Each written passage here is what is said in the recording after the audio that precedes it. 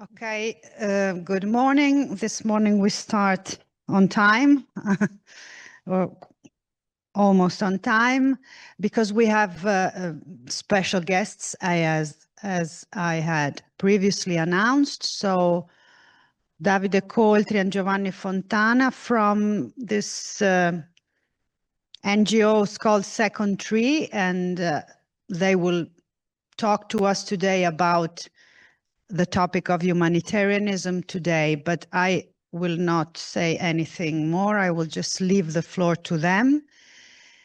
And I hope that you enjoy. And I would ask maybe for those who are in the back to move forward, because we probably have a more interactive lesson today. So please welcome Giovanni, welcome Davide. Thank you for being here, and I'll leave the floor to you. Okay, well, I'll come and fetch you anyway. So we thought to start with the people who are already here. We know that some of you will come late, so we'll start playing some games. So there will be a more, let's say, official introduction to me and Davide. But first, we'll start with a sort of quiz in which we have to guess which one of 5 facts are true about us. So before telling you anything about Davide's background or who he is, you will have to guess which one of these 5 jobs he has done in his life. We will not tell you the answer right now. We'll make you wait and go through a case study where we will put you through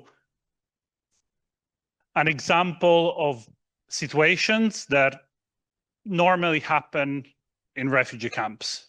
And we'll ask you, what is the right thing to do?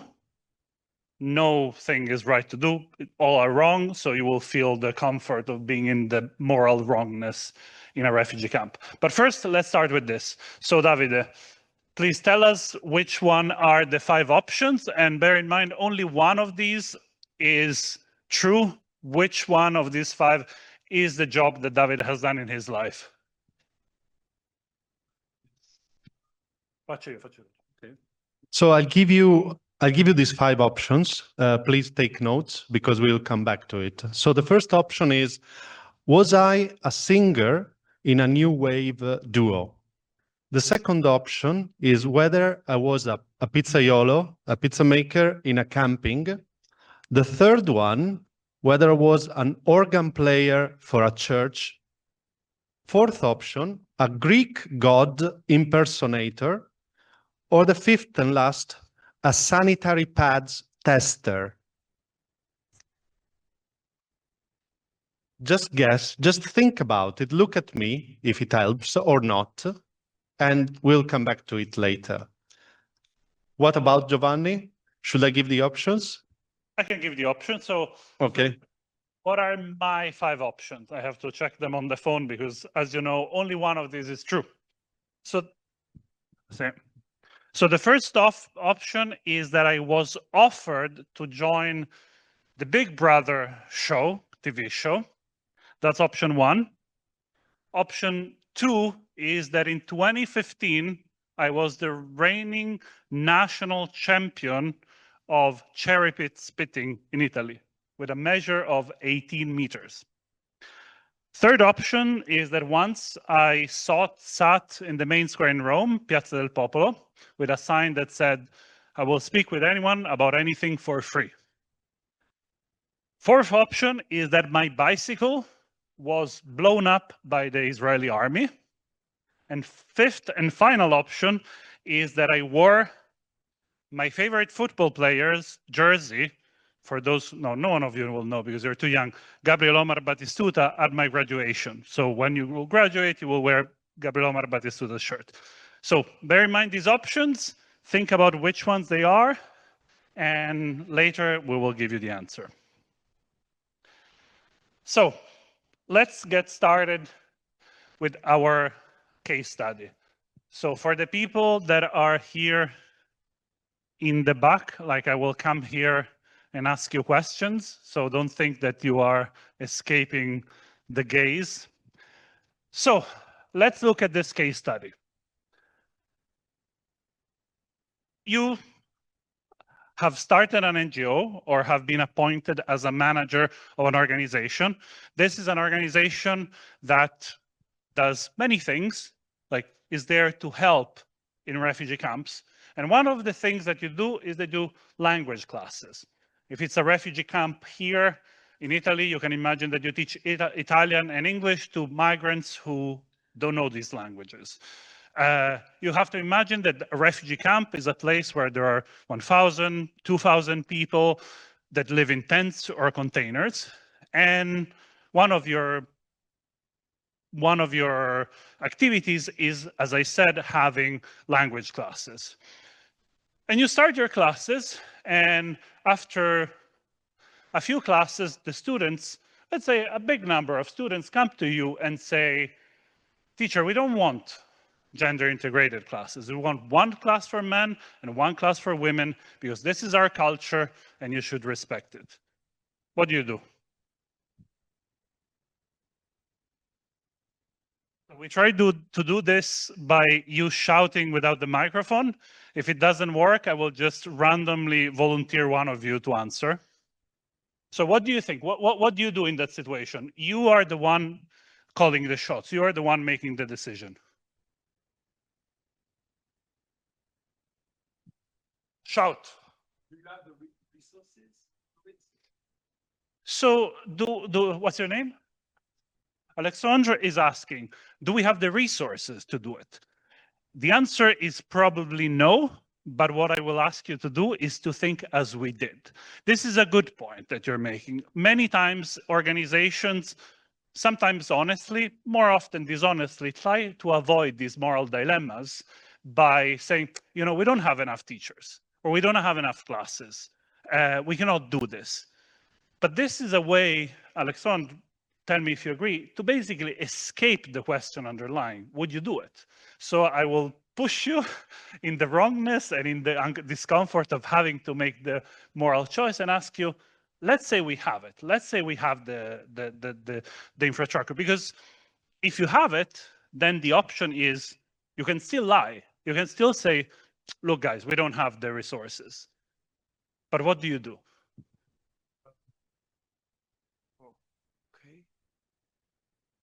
Yeah. I think if it is in the culture, we should respect it. And I don't agree. I don't think that that's a morally wrong answer because it doesn't mean I respect or understand the way they're thinking and the way they live their lives, but I need to respect it. I'm coming to help, yes, but I'm in another country. And let's say it's in the Middle East or something, my westernized view should not allow me to think I have a moral high ground. I can teach them in the class, tell them, for example, that women have the same capacity or better capacity, I don't know, than men, but I am not allowed, I don't think I'm allowed to pressure them into my view. At least that's my opinion. Well, spoiler, you will be in the moral wrong because all of these choices are in the moral wrongness, in the sense that this is, I'll give you a small secret snippet. This is one of the case studies, one of the questions we ask our staff members in our training. And what we do is that basically we keep asking more and more difficult questions because like working in refugee camps, working with day-to-day dilemmas like this, ethical dilemmas, is what you are confronted with on a daily basis. Actually, the way we start the training is by saying, we will never be able to teach you how to react in all of the different circumstances that can happen in a refugee camp. Like someone comes and shouts at you and accuses you of being racist because you have let in Afghans and not Syrians in the class. Something you don't even know anything about. You will never have the ability to teach you how to be prepared for this situation. What we're trying to prepare you for is how to react, basically how to be prepared for situations in which you are unprepared. And these are often moral. So Alexandra said, we're imagining this situation is happening in the Middle East, for example. That is not my environment, that is not my culture. Maybe I cannot even do that legally, so I would basically accommodate their ask. What if we're in Europe? What if the refugee camp is here in Italy? There are no refugee camps in Italy, but there are, for example, refugee camps in Greece. Like Europe, culture, one could argue, quite similar. What would you do?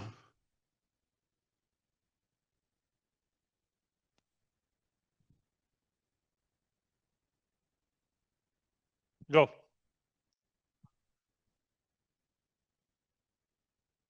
I would let them do like You would let them do- segregated class. Yeah. Why? Why not? What's your name? Turkesh says, why not? So let's say, like they say, we want to have gender segregated classes. And Turkesh says, Turkesh, I'm correct? That was a no. That was a polite no. Why wouldn't we? So let's make it a little more difficult for you. And again, these are all cases that happened and actually happen daily in refugee camps. So you would say, you know, gender segregation is a cultural norm that is prevalent in many countries. Why wouldn't we accept it? But what if the students ask you, you know, we don't like Afghans. We want a class for Arabs and a class for Persian-speaking people. Or even worse, and this really has happened in refugee, we don't want to be with these black people. We want a class for white people and one for black people. Would you accept that?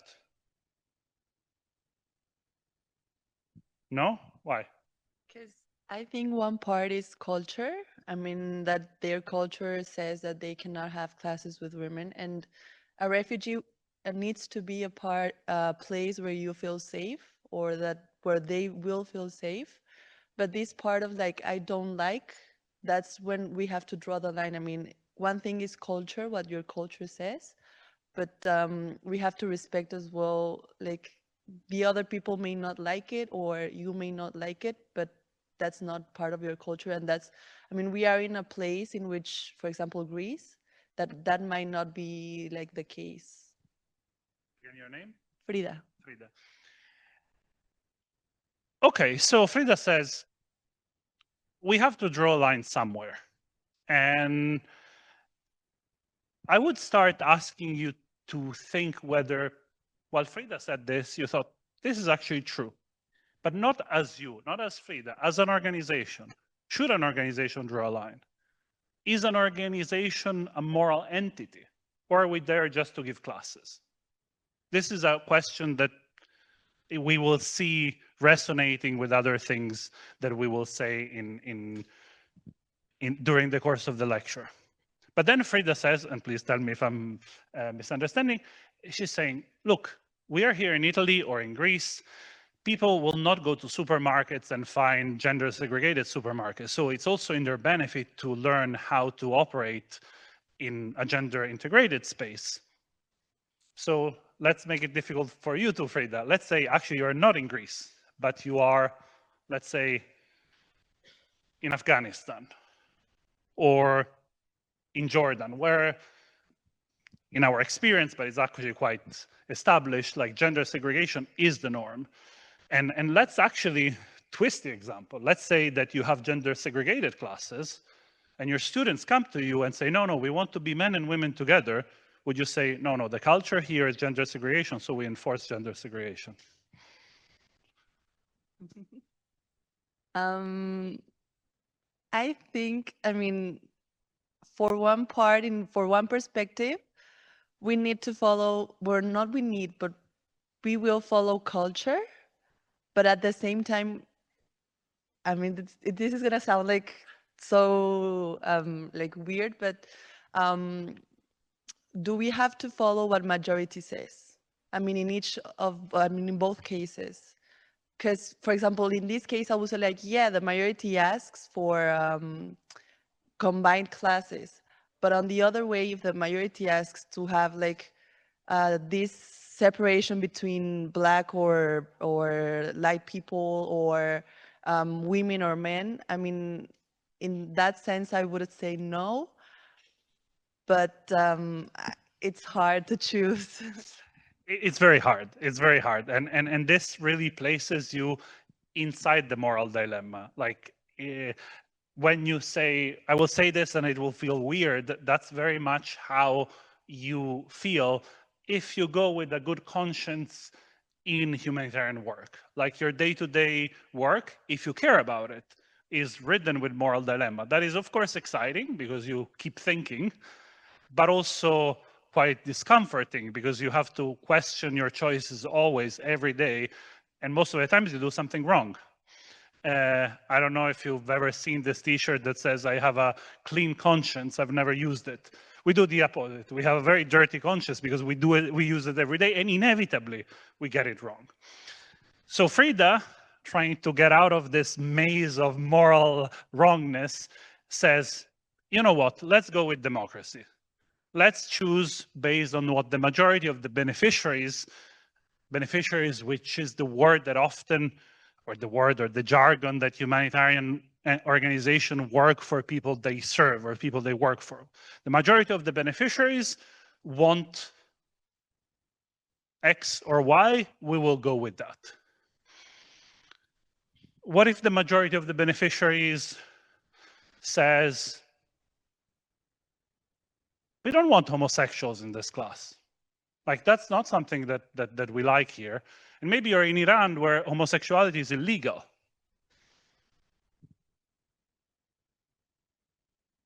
What do you do?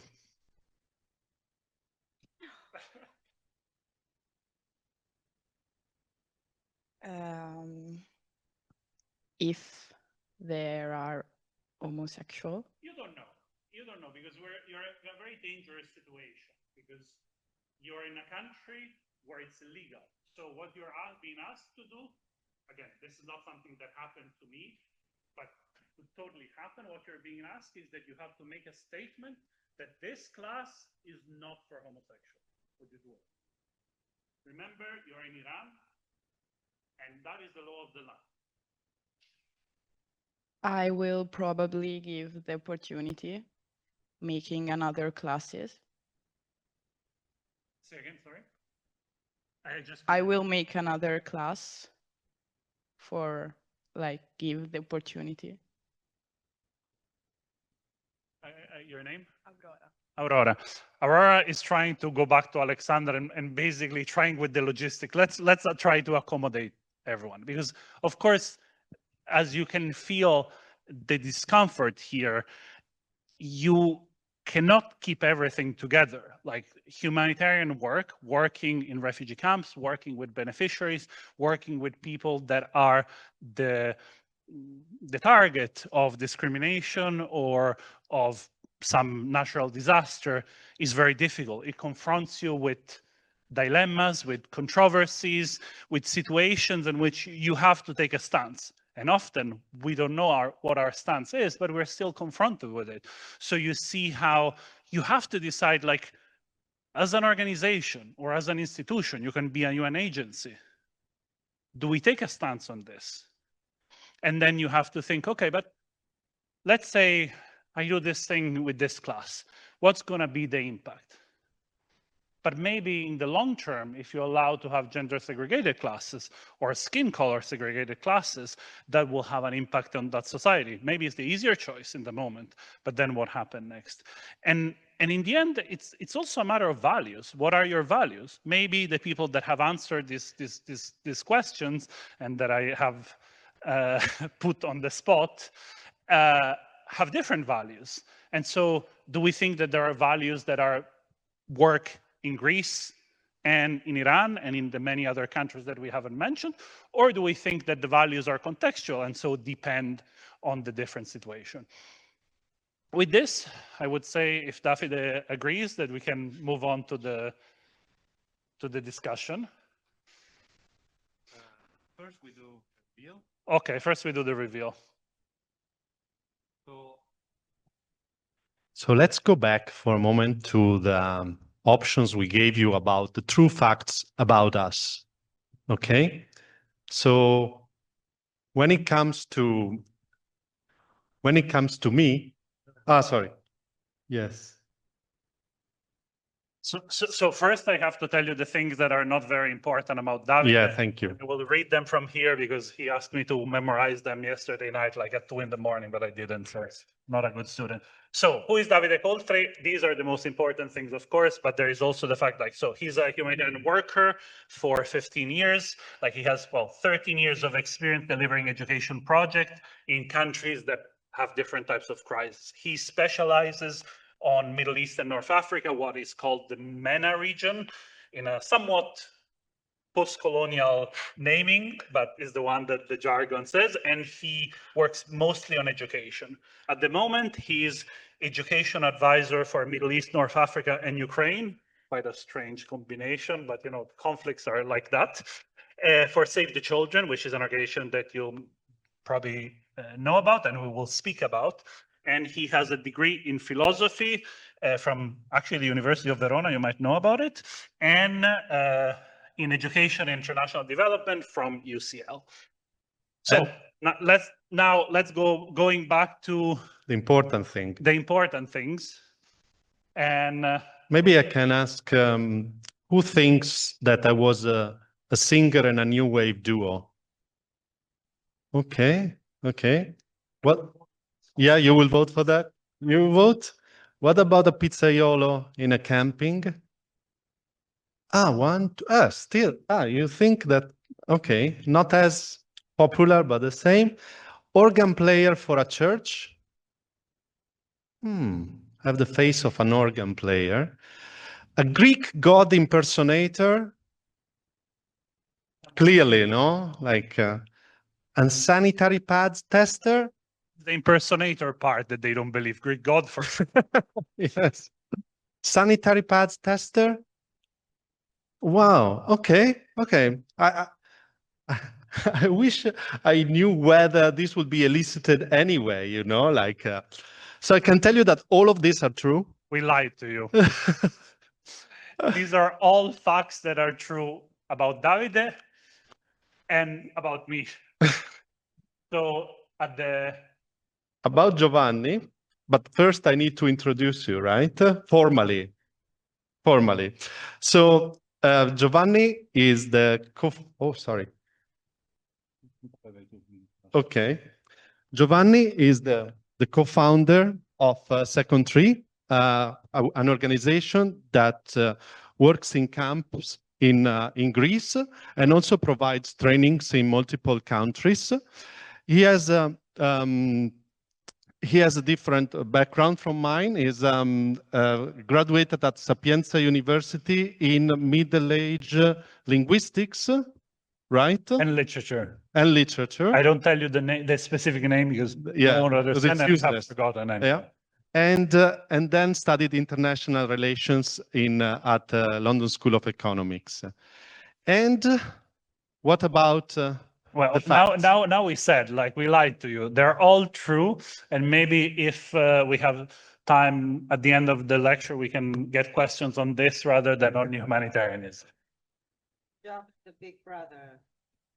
Like not the job, like the position, like actually because of the parlo con chiunque di qualunque cosa, like that. I did this thing in the main square in Rome, in Piazza del Popolo, because my mother, who always complains about things, and she was saying that this new generation, when I was young, doesn't talk to each other. And I said, I think if you offer the opportunity, they will. And so I did this stupid thing, like maybe now it has a name. At the time, it didn't have a name, like something like a social experiment or stuff like that. And people came and talked about love and politics and love and war and love, et cetera, et cetera. And this went on newspapers. And so the big brother reached out. And this was even the first fact that I knew about Giovanni when I met him for the first time. So you get this guy who comes and says, I was offered to join the Big Brother in Italy. It's the way I seduce Davide, you know. Like, I met him from his wife, and I immediately fell in love, and so wanted to.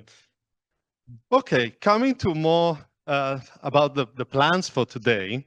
We already had the case study that we will come back to later. But what we will discuss today is basically humanitarianism seen as a set of principles and a practice. So I will write it here, so just we remember later when we change the slides. So we will look at the history of humanitarianism, the ethical challenges in humanitarianism, and the practice. And in particular, we will look at 3 controversies that we think are the most important when we talk about humanitarianism. The first controversy is neutrality versus justice.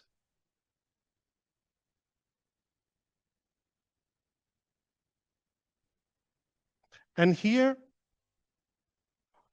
we will try to discuss around a question that says, should humanitarian workers be neutral actors, neutral lifesavers, or should they confront injustice where they find it?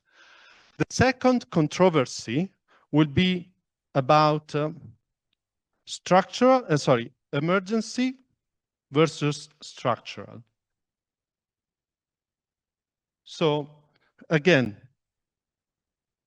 should humanitarian workers and the humanitarian sector focus only on immediate life-saving activities, or should they look also at the root causes of suffering?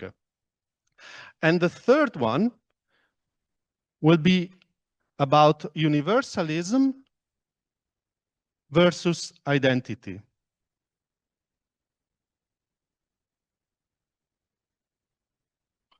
So here, we will discuss whether the same values are applicable and valid everywhere, or are they context dependent? We'd already touched a bit on each of these controversies in the case study that Giovanni introduced earlier today. We will go through these controversies by looking at the 4 principles of humanitarianism, which are humanity, neutrality, impartiality, and independence. Davide is writing these on the whiteboard, so you can keep them in mind. Maybe we'll write them a little bit bigger, but we will see them throughout the lecture. He's writing them now, so you can have a grasp at them while we proceed with the lecture.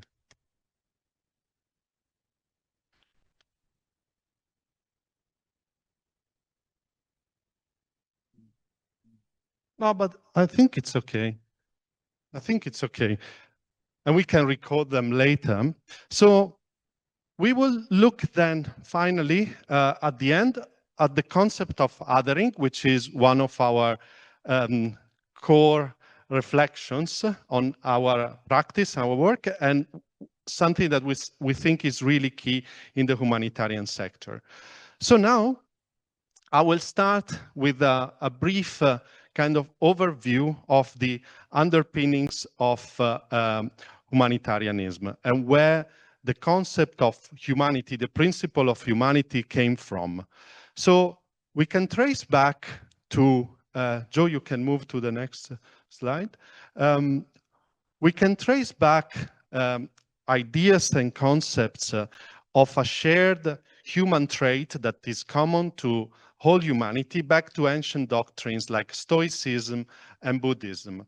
When I say humanity as a shared humanity, I mean the idea that every human being shared the same human traits or some essential human traits. Stoicism did it by reflecting on cosmopolitanism with the idea that people are citizens of the world and they have this in common.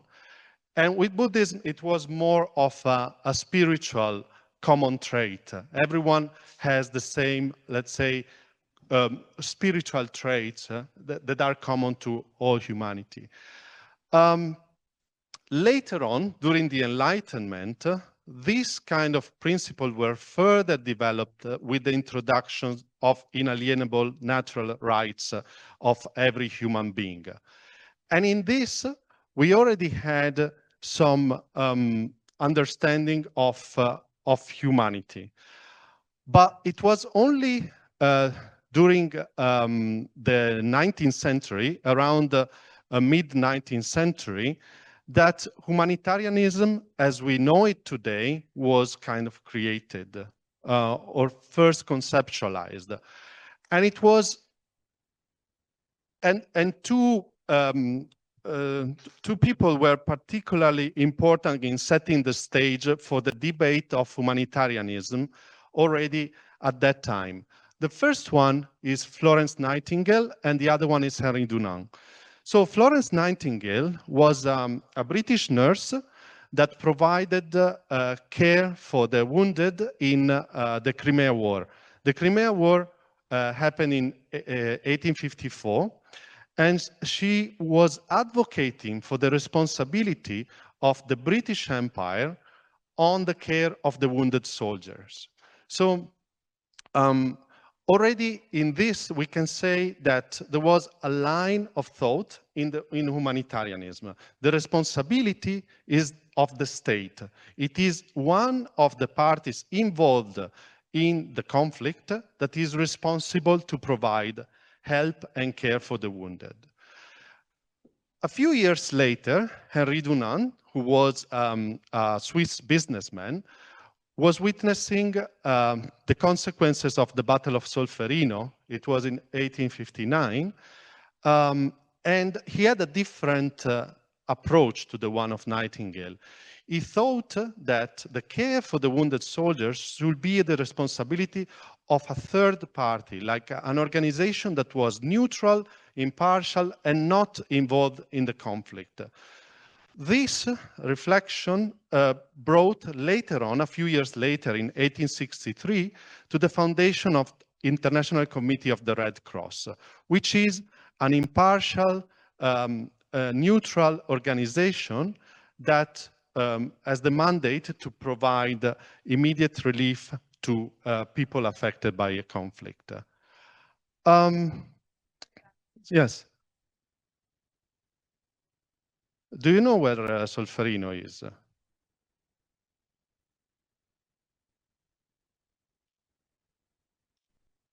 Very good.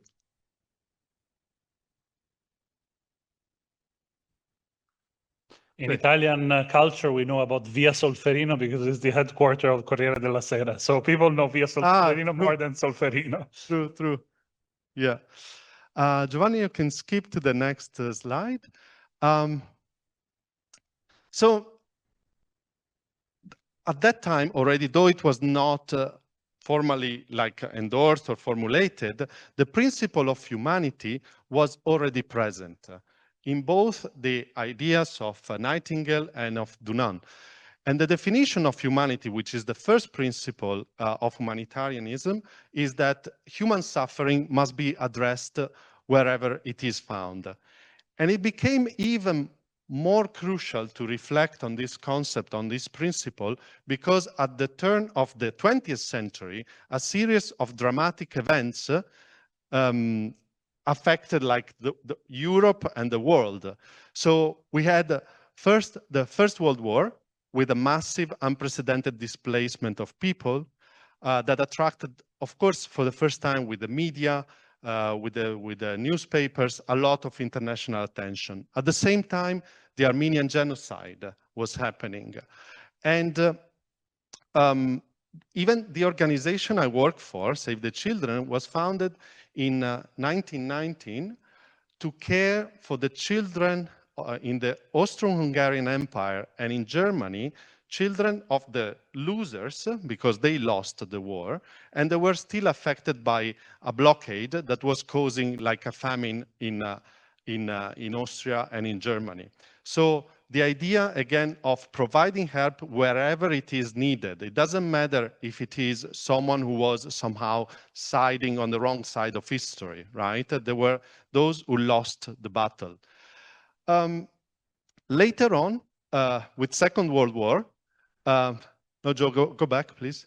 With Second World War, there was another wave of displacement, of dramatic events, and the need to kind of give a structure to what will become humanitarianism, you know, on the management of conflict, on the management of aid, was actually a focus of the international community. Actually, we can say that the international community in its structure, as we know it now, was born right after the Second World War, because the United Nations were founded in 1945, and in 1948, we had the Universal Declaration of Human Rights. At the same time, neutrality became another focus of the era, exactly right after the Second World War. Right after the Second World War, also more than 200 NGOs were founded in the few years after Second World War. And we already mentioned neutrality when we were talking about Henri Dunant and creation of the International Committee of the Red Cross.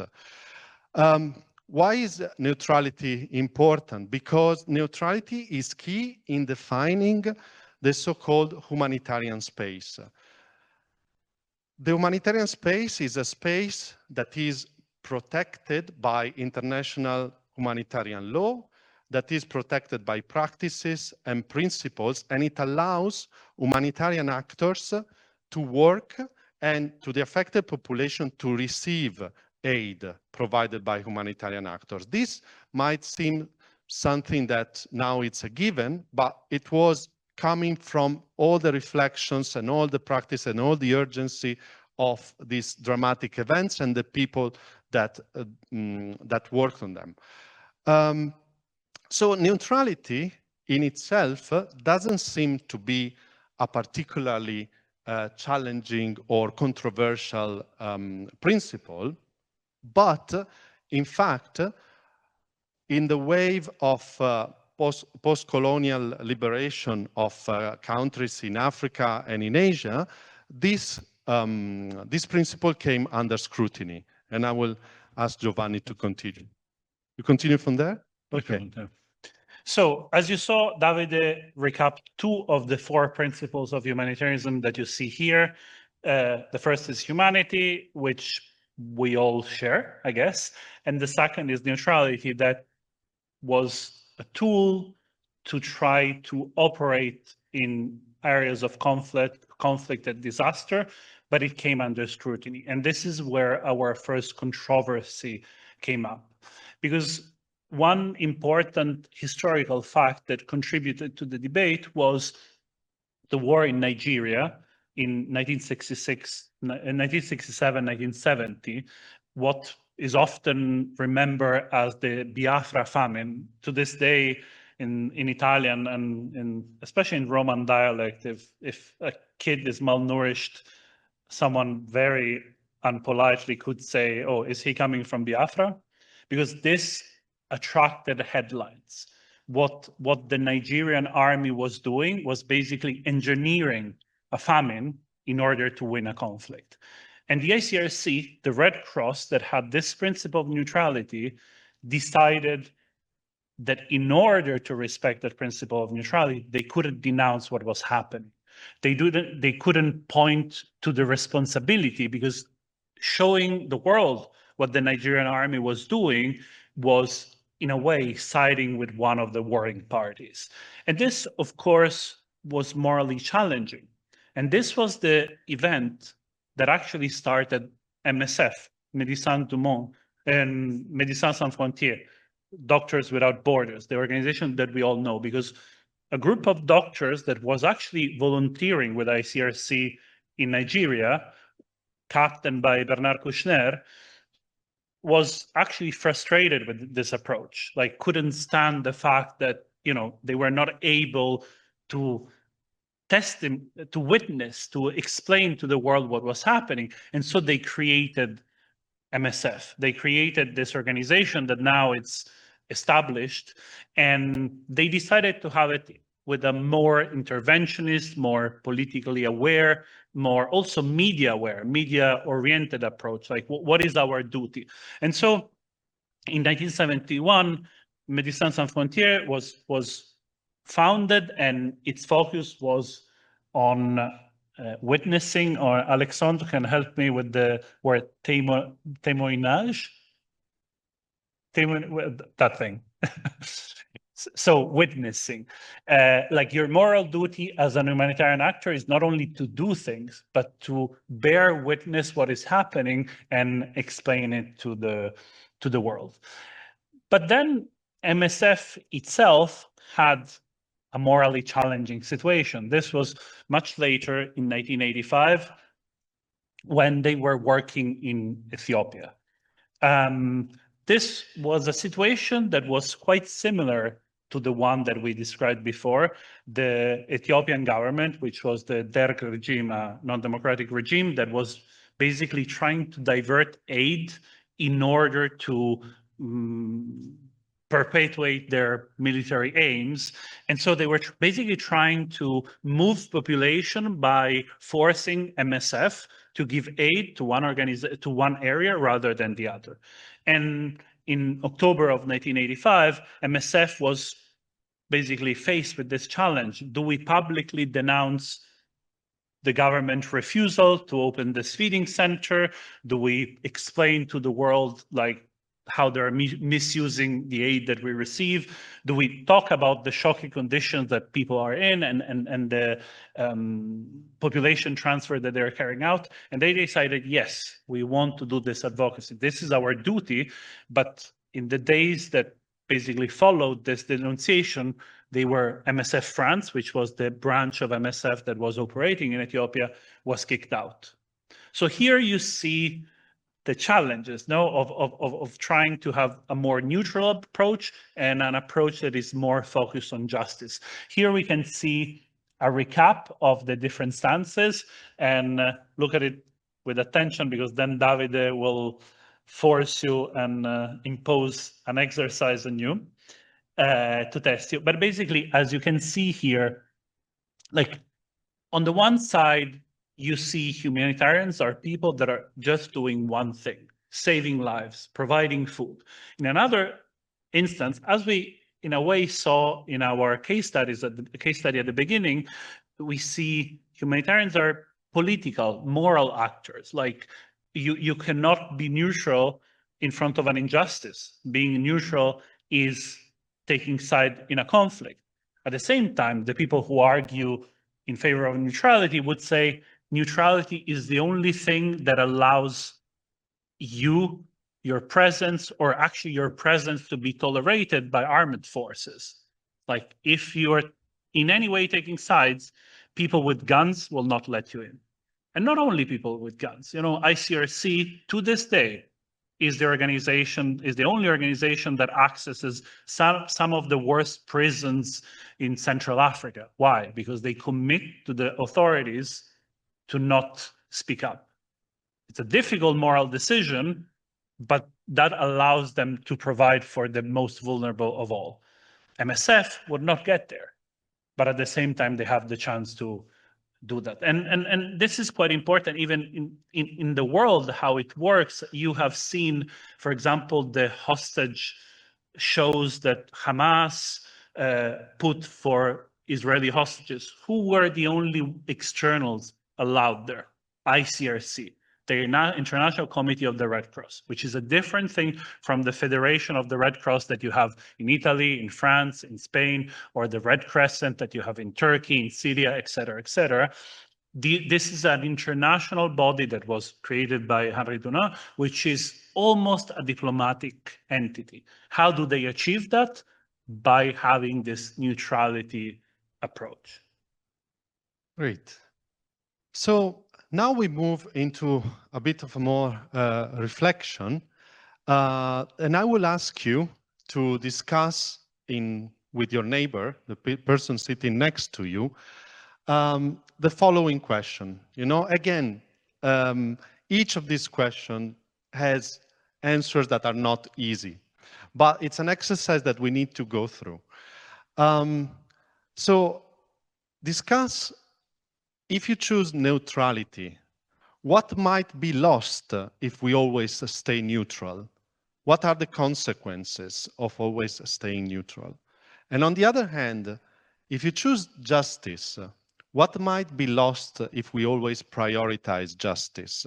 We've seen examples, but we want to hear from you. So what I will ask you, I work with the person sitting next to you or join the person who's closer to you and discuss for 5 minutes these two questions. And then we will take a couple of feedback from the audience.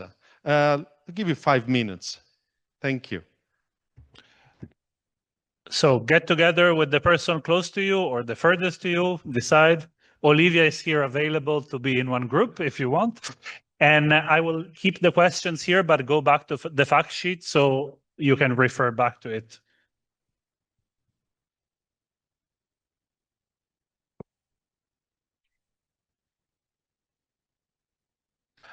So again, the question is, what might be lost if we always stay neutral? And what might be lost if we always prioritize justice? I'll go back to the fact sheet so you can refer to that.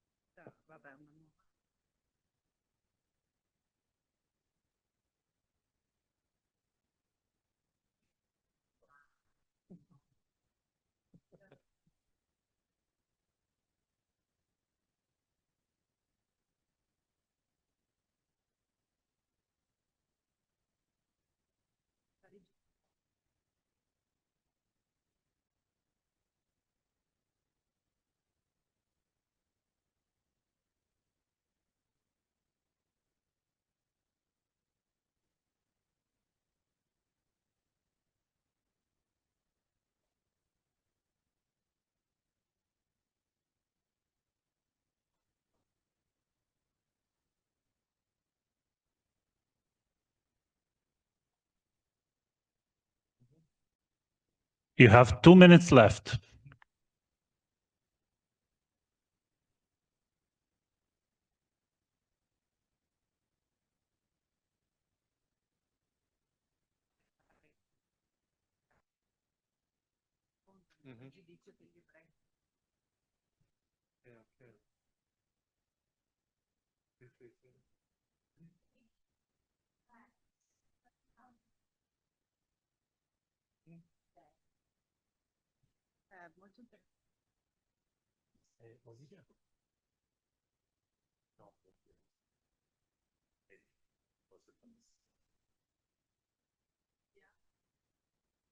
Comunque adesso vai lì, vai chiedere. Sì? 1 minute. Bello, ok. Cosa hai detto? Un minuto? Ok.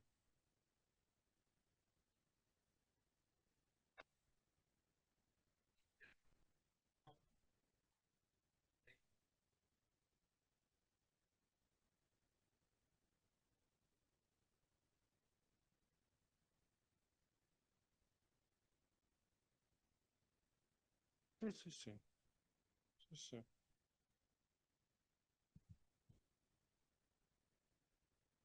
Ok, vado.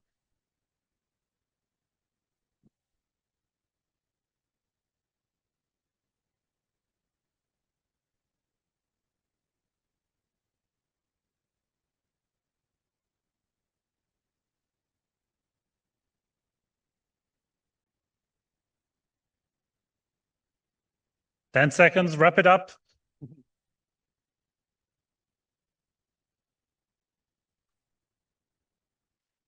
Okay.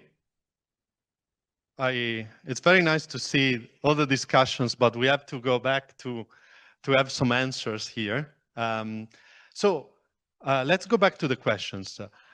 Who wants to report back on neutrality? What might be lost if we are always neutral? Yep. Sorry, your name again? Frida.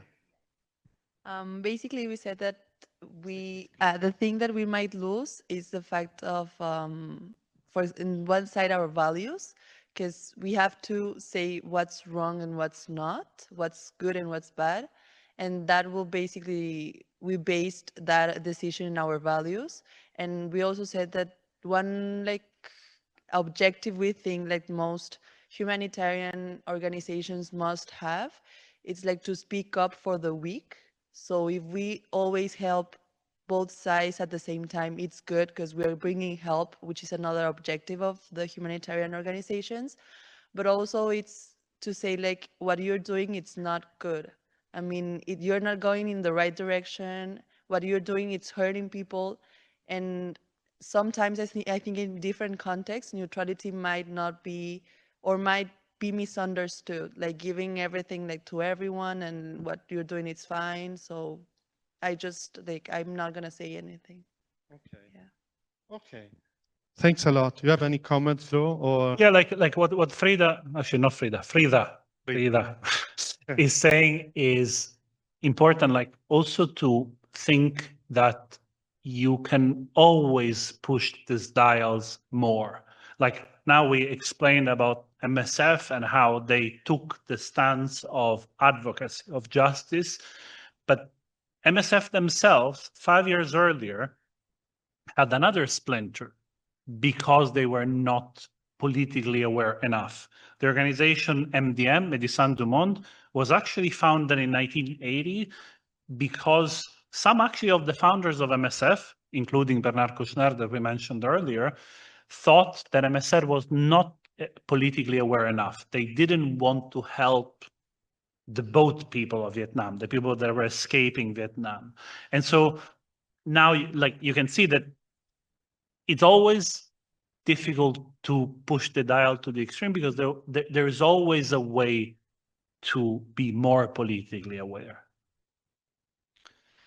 maybe I can collect another feedback on this first question. Yes. Thank you. I also wanted to add, I think that was very interesting, but I also wanted to add that most of the time neutrality is weaponized by the most powerful party in the conflict. For example, in Ethiopia, they were just waiting for MSF to do something to say, you cannot say you need to get out. So I think if a government is allowed to murder people on its territory, an NGO should be allowed to say that's not good. Because now neutrality is a weapon for the most powerful to continue the conflict and to give them like a legitimacy in killing, torturing, and making people suffer. Thank you. Do you want to mention what happened? Yeah, I would say like it's always important to bear in mind that access is key. Like there are whole lectures in our sector. We will tell you where me and Davide stand at the end, but we have to be fair with a different position. Neutrality is crucial for people to have access. There are places where people who are more political will never access. At the same time, there are contradictions. So, for example, you can be neutral in a place and that neutrality becomes political in another place. One important or quite stark case was the case of Zaire in like former Congo after the Rwandan genocide, where the very same people who had committed the genocide then fled to Zaire, and humanitarian organizations that were neutral were actually helping and supporting with aid what were actually militias trying to regroup. But at the same time, what do you do as a humanitarian? Don't you help them? Like I remember a case in which in 2016, I was in a refugee camp, and for basically coincidences, I learned that one of the people that was living there had been part of a militia of Bashar al-Assad, the dictator of Syria. And that means that best case scenario, he had tortured someone. And no one else in the camp except 2 people knew. And so I had to decide what to do. Most of the other people in that camp, 1,300 people, were actually escaping that regime. What do I do? Do I give this person food? Do I give this person underwear? He was always asking for underwear. And I decided, actually, yes. Like he needs to get the same supply than others. And this, in a way, made me, or at least that's how I felt, complicit. And even more complicit, because I was not only giving him food, but I was shielding this information from the others, because the others would have killed him. So I was somehow, or that's how I felt, I was siding with him, because I was not saying, and to this day, now that I'm telling you this example, I'm not telling you the name, because I'm worried that I don't know how people will get to know that. And so it's very hard to be neutral, but there is an inherent value in that neutrality that it's easy to lose when you just think in moral and somehow long-term terms. Yeah. Thank you, Joe. And what about the other side of the question? Can we get a couple of answers or ideas about justice? What might be lost if we always prioritize justice?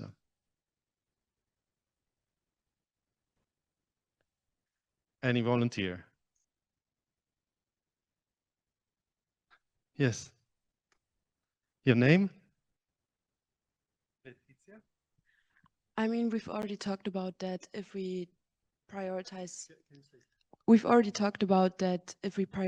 justice, we might lose access to a lot of people that are in need, and yeah, we also might maybe have the responsibility to take care of. Yeah, I mean, this is clearly and probably the most frequent issue with prioritizing justice. We already mentioned this. It's something, an area that needs to be navigated, you know, and somehow all the advocacy efforts of humanitarian NGOs, when they denounce they denounce something terrible that is happening in a certain part of the world, brings the risk of losing access.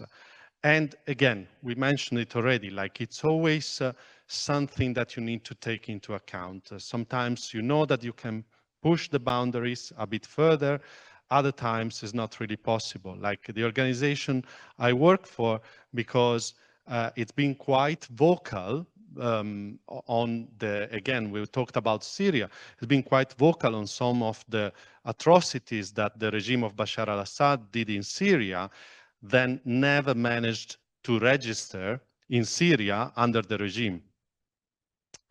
I think we can close now on this part of the controversy and move towards the second controversy.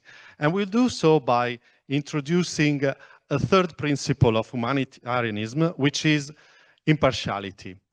So impartiality basically says that when you're providing aid, aid should be delivered on the basis of needs. There shouldn't be any other criteria. You cannot select people along like different identity lines, like race, class, gender, ethnicity, religion, or political opinion.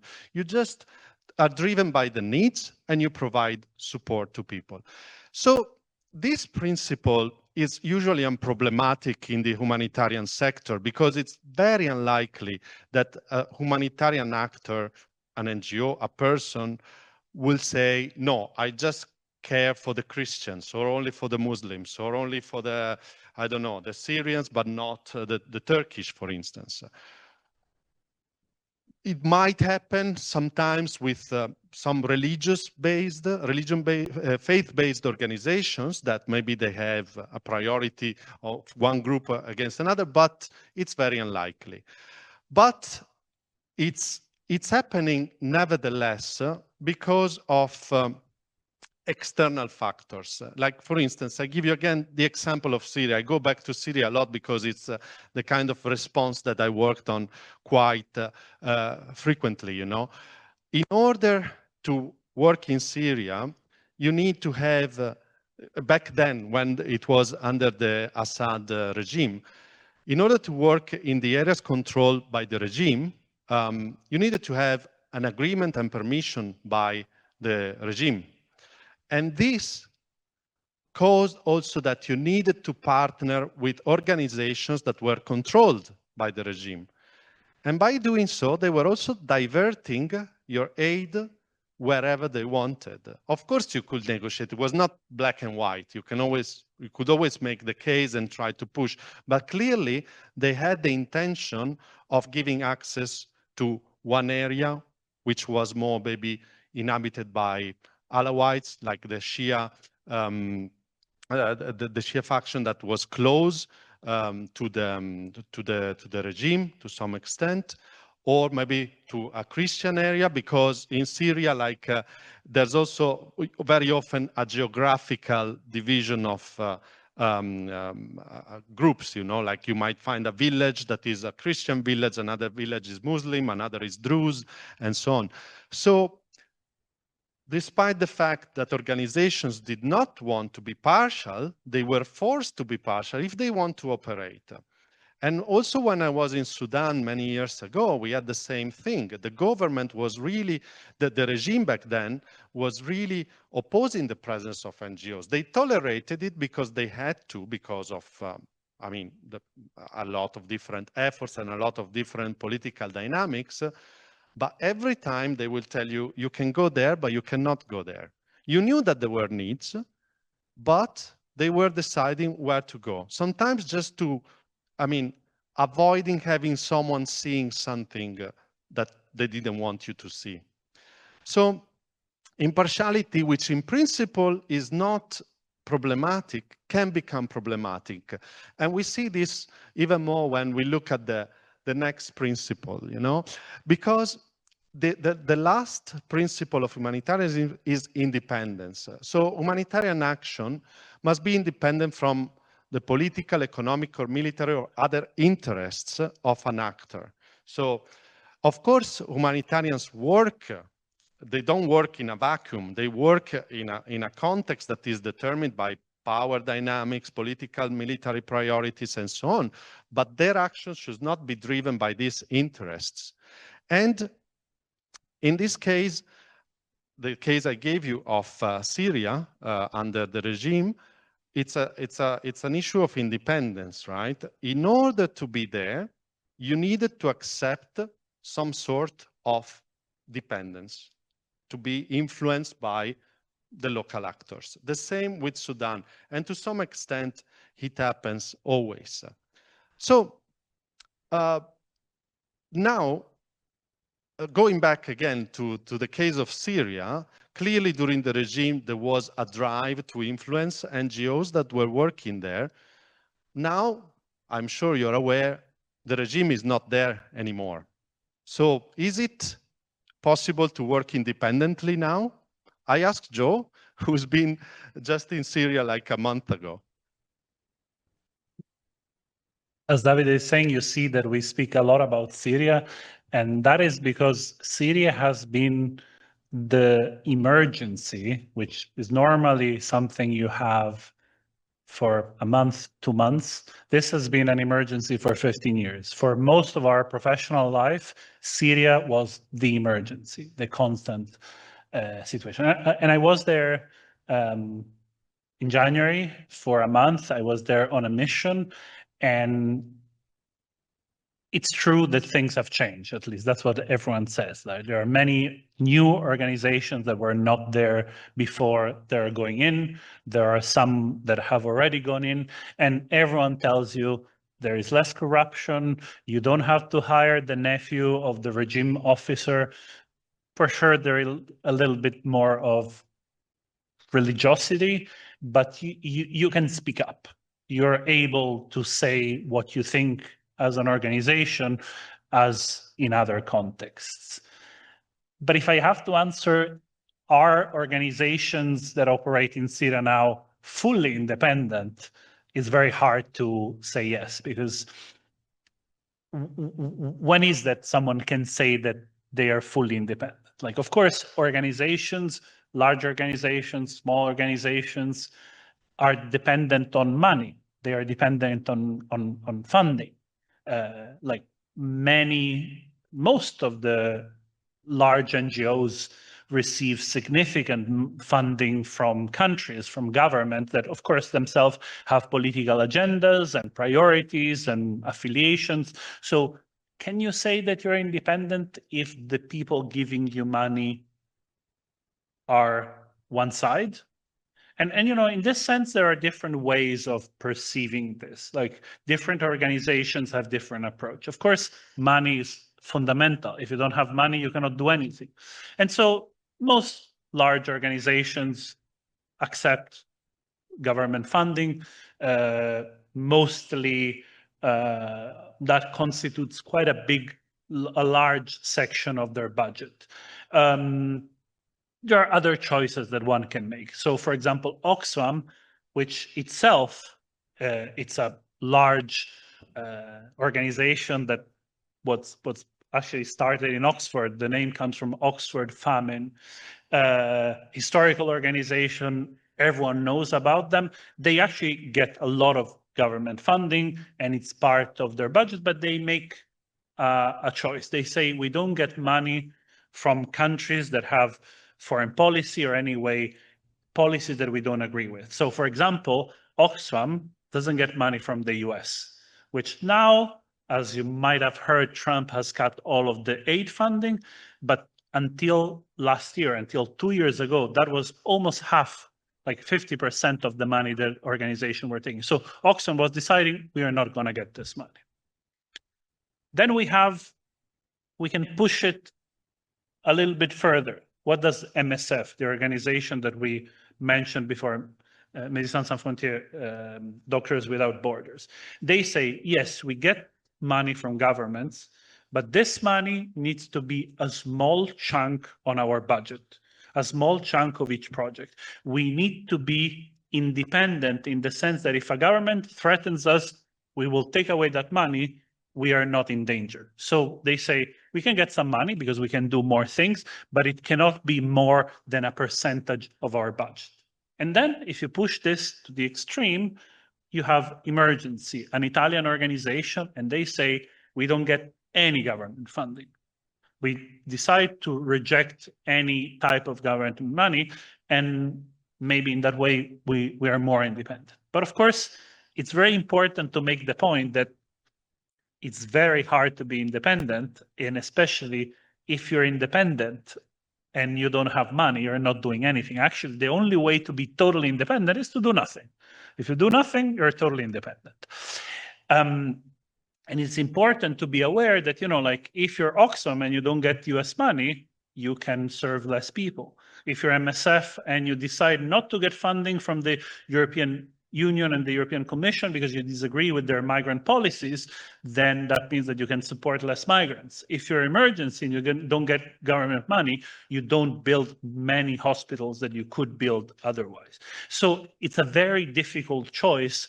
And it's also not only an economic choice, but it's also in a way, or this would argue, many critics would argue, also a kind of political alignment. Like, so we know that, funding is crucial to organizations. So like it's crucial in our economic system and probably to any economic system that works. And it's an established fact. But like the consequences of this reliance on funding and on international donors is debated. Like the critics of most international large NGOs say, like if you're intertwined with this global economic system, you're part of the structural problem. Like you're embedded in economic architecture, you deal with like the institution like the IMF, the UN agencies. Like if you are getting money from these institutions that represent one side of the globe, then you're less able to identify and actually contrast the root causes of the injustice that then you want to support in the emergencies. Like you're basically supporting something that is created by the people that give you money. And this is actually something that happens often. Like the humanitarian sector has always been accused of overlooking the real causes and the socioeconomic causes, the imbalances that happen right outside of the scope of the emergency that they operate in. And like the objection itself is not new. Like it became quite prevalent, I would say, in the 90s, at the end of the Cold War, with the creation of more development-centered organizations that were looking more at the long term. But it's something that has always been in the humanitarian debate. Like if you actually think about the two figures that Davide mentioned that are kind of the people that frame humanitarianism, Florence Nightingale and Henry Dunant, like Nightingale herself was making this criticism to Dunant. Like she was saying, like, humanitarian action cannot be a substitute for the state. Like we cannot be replacing justice or policy or governance. It is the state, it is the countries that are doing the wars that have to bear the cost of curing the wounded, of that responsibilities.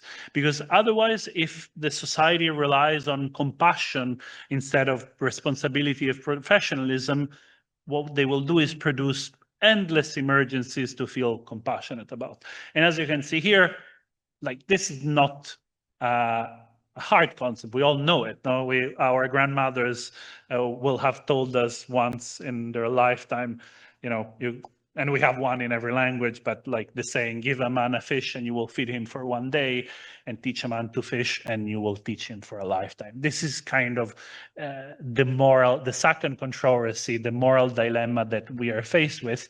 And we can look here at a recap. You can see how what do we want to do as humanitarians? Like we want to do emergency response, or we want to address the structural causes? Like, are we here to save lives and alleviate suffering, or what we want to do is to change societies? Like what you can think of, a good metaphor before leaving the floor to Davide, who will ask you to think of these questions yourself, is to think in terms of city planning. Let's say you are running a city that has a problem with arson, with fires. What should humanitarians do? Should they be firefighters and turn off the fires? Or should they be city planners? Should they make a city less prone to catch fire? And so we go into this second controversy of emergency versus structural, right? And again, I will ask you to discuss with the groups that you formed earlier or another one about these two questions. So emergency focused. What might be lost if we focus only on short-term survival, if we are pure firefighters? Or structural focus. What might be lost if we focus only on structural transformation? So if we are pure city planners, okay? I will give you 5 minutes, and then again, we will get back with some feedback. Once again, the question is what might be lost if we focus only on short-term survival, and what might be lost if we focus only on structural transformation. I'll go back to the fact sheet so you can refer to it.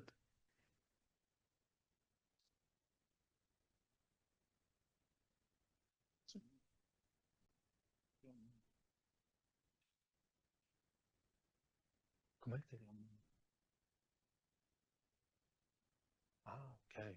Però c'è tempo. Sì, c'è tempo. Sì, sì, va bene. Anche di più. Sì, sì, sì. Quello che volevo c'è esattamente la sign, io quello che stavo provando a fare con quel cartello. Sì, sì, ma va bene così. Sì, sì, ma va benissimo così, secondo me. Io credo che, cioè, di tempo effettivo, noi probabilmente di tempo effettivo forse un'altra mezz'ora. E il resto va bene per domande, altre cose. Ah, vai. Non so se c'è una macchinetta qua fuori. Ah, sì, ma ci metti mezz'ora?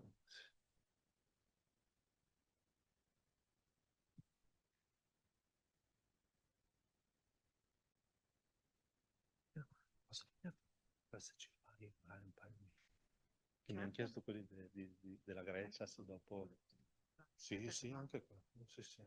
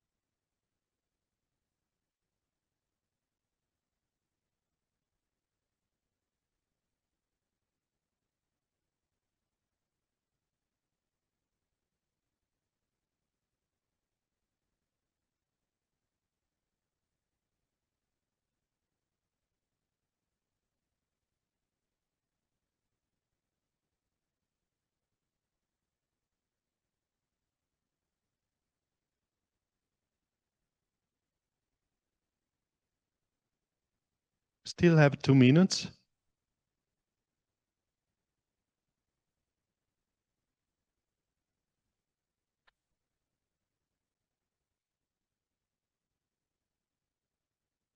Sì, gli ho dato 2 minuti ancora. Al prossimo break vado a fare la pipì.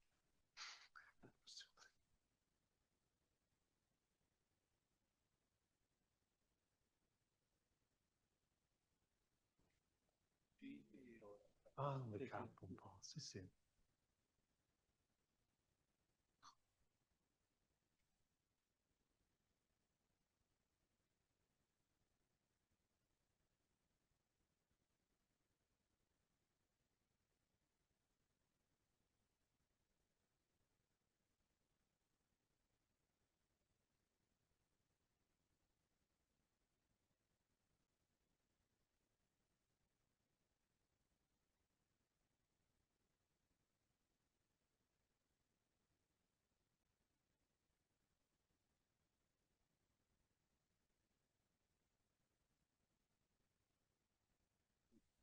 Sì, sì, adesso.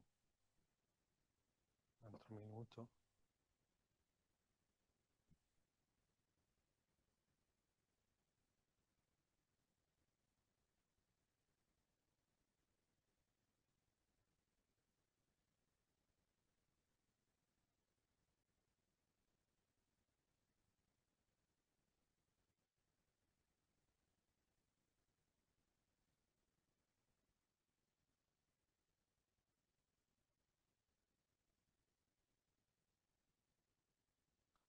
Okay, so let's hear from you.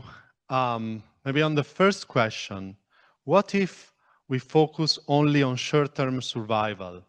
What happens there? What are the consequences?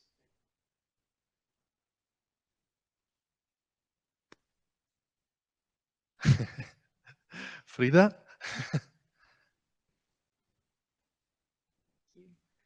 We said that if we only focus on short-term emergencies, we can be helping and helping and helping, but at the same time, the emergency at some point can emerge again because we are not focusing on the core problem. We're just helping, but also on like I'm gonna like with the structural. We think that there are some emergencies that are needed to be taken care of at the moment. I mean, we cannot like they need the action now, and we cannot like give a lot of time to like help people because they need it now. So we conclude that it's like a 50-50. I mean, you cannot be only emergency focused, but you cannot be only structural focused. Okay, thank you. I would like to, maybe I like to add something on this because, like there's sometimes when we say the term emergency, it might give the feeling that, or the idea that it's something that by definition is short term. There's an emergency, there's a new crisis, it's an emergency, it will finish.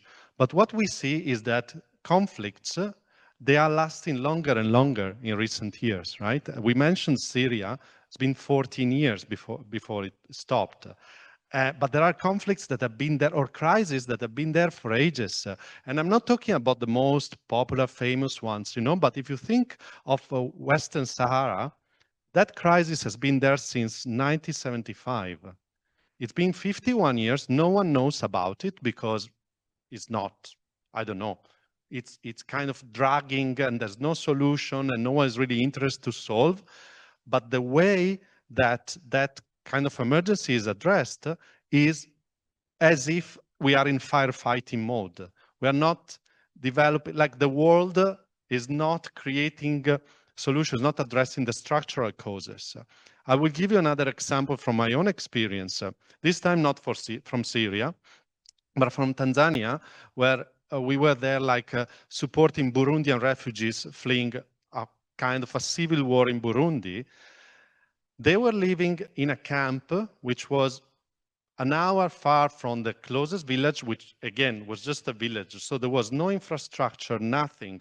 And every year, there is a recurring rainy season, So imagine like a refugee camp covered in mud during the rainy season, where organizations were always in emergency mode. And every year they will redo the same things. They will set up tents as if the emergency was supposed to end soon. And the next year, during the rainy season, the tents were not usable anymore. There was mud everywhere. There was no infrastructure. And this became a protracted emergency. I think in the humanitarian sector, we're always also very good at creating new terms and new terminologies for something that is in itself contradictory, right? Because protracted emergency is something that we address as if it's a firefighting situation without ever addressing the structural causes. Do you want to say something? Yeah, like on this, I was thinking about, actually tonight we're having an event on Syria with actually me and Davide's wife. Like the Syrian regime was corrupt, but we are more corrupt. Like I have an event with David, one with his wife. Actually, Professor Gualardo will be there as well. In Caprino Veronese, it's a village in the mountains if you want to come, 8:30.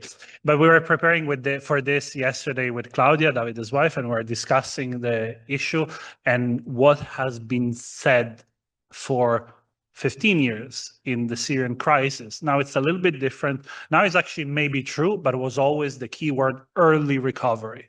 Because emergency, maybe the emergency is over, let's build this well or let's build this school, and then the Turks bomb or the Russians bomb. And so as humanitarians, sometimes even almost in bad faith, like we're trying to ensure donors that the conflict was over, because otherwise they wouldn't give the money to send children to school. But at the same time, we knew that we had no clue about that. Yeah, true. Can I add another feedback, maybe on the consequences of focusing only on the structural aspect? I'm sure that there's someone else who wants to speak, but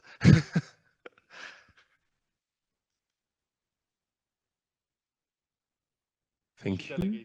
No, she didn't. She didn't.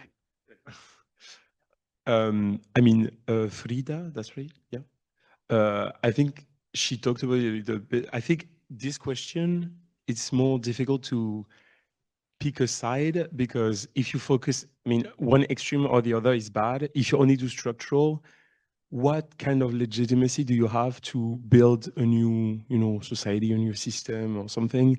But if you only focus on emergency, then it will emerge again, as she said.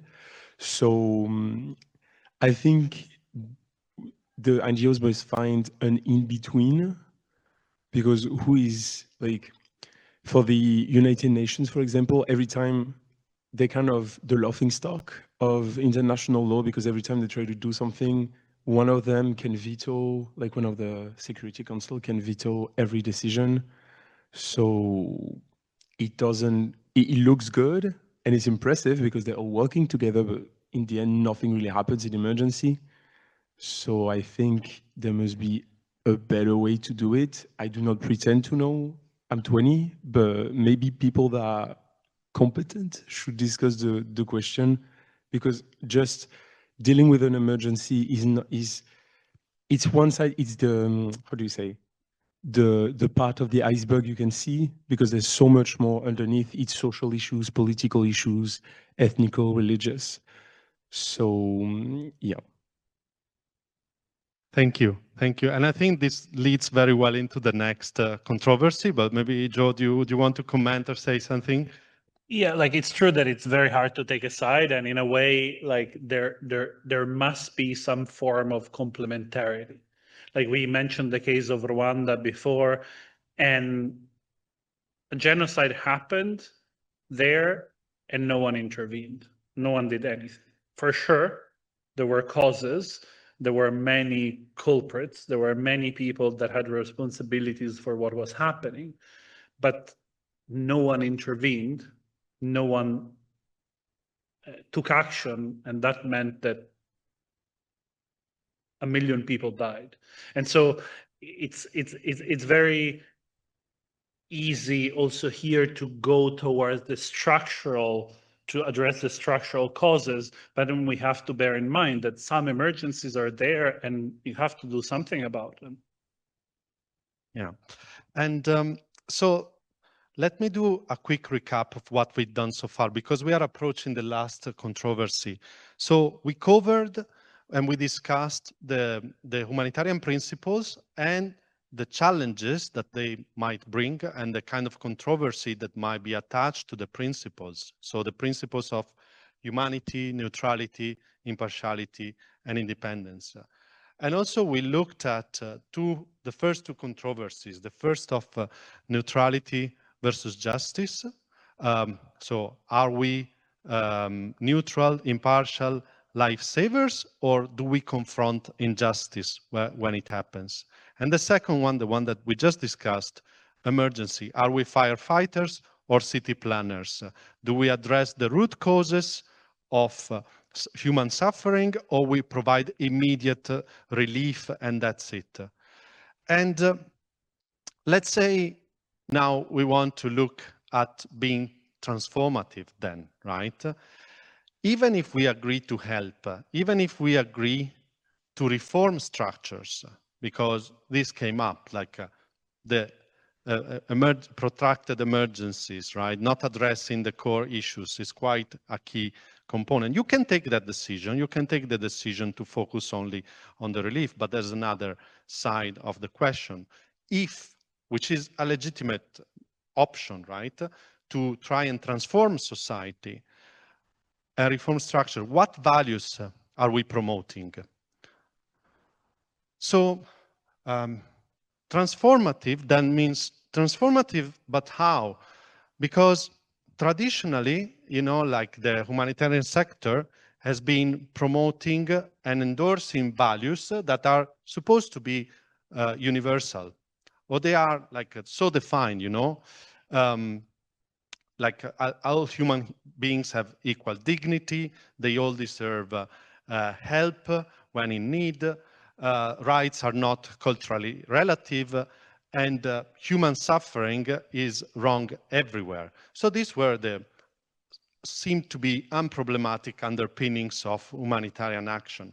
But in recent years, as we already mentioned when we touched upon funding, the fact that organizations are mostly based in Europe and the US or North America, you know, there's been a growing, let's say, suspect to start with, and then it became a legitimate question. So are these values that these organizations are promoting, organization based in certain areas of the world, and that receive most of their funding from these areas of the world, are these actually universal, these values, or are they like another way of imposing a certain way of controlling the world, you know, like replicating inequalities? Because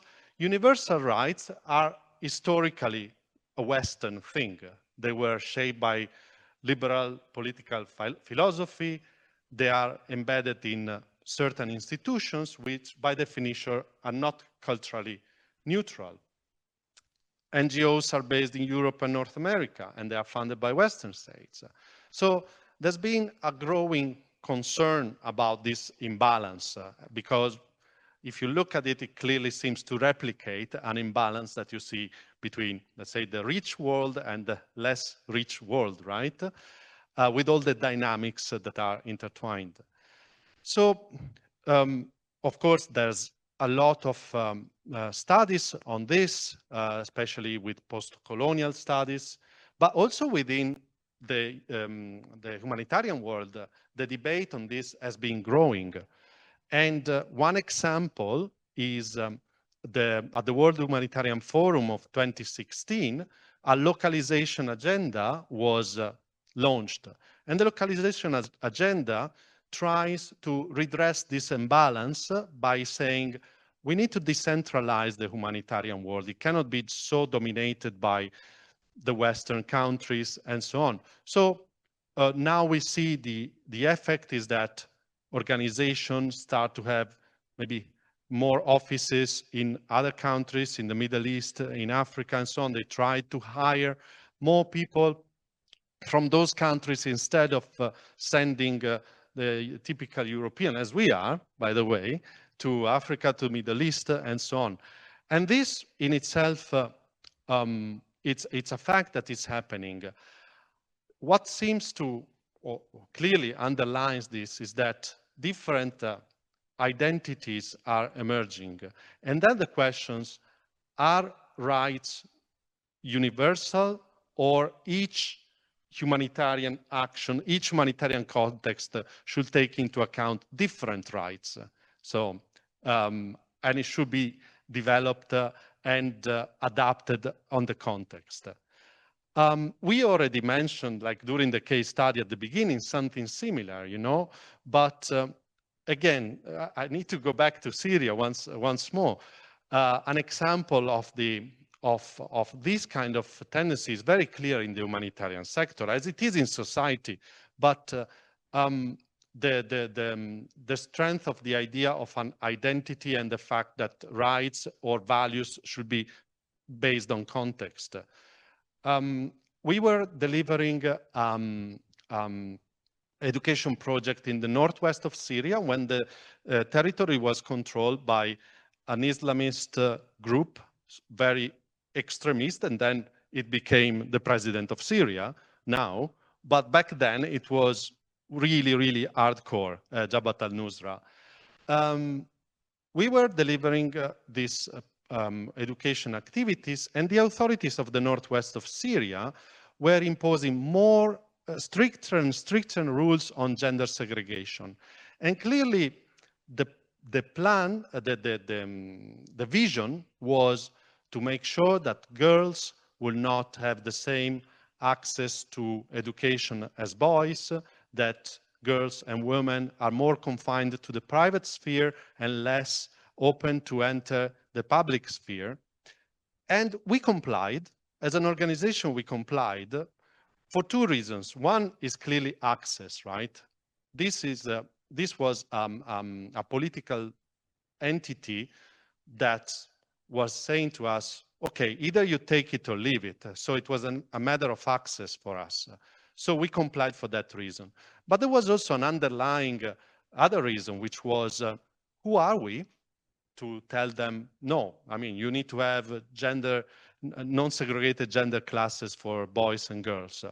This is their culture, is what is prevalent there, it's the tradition, and so we should comply.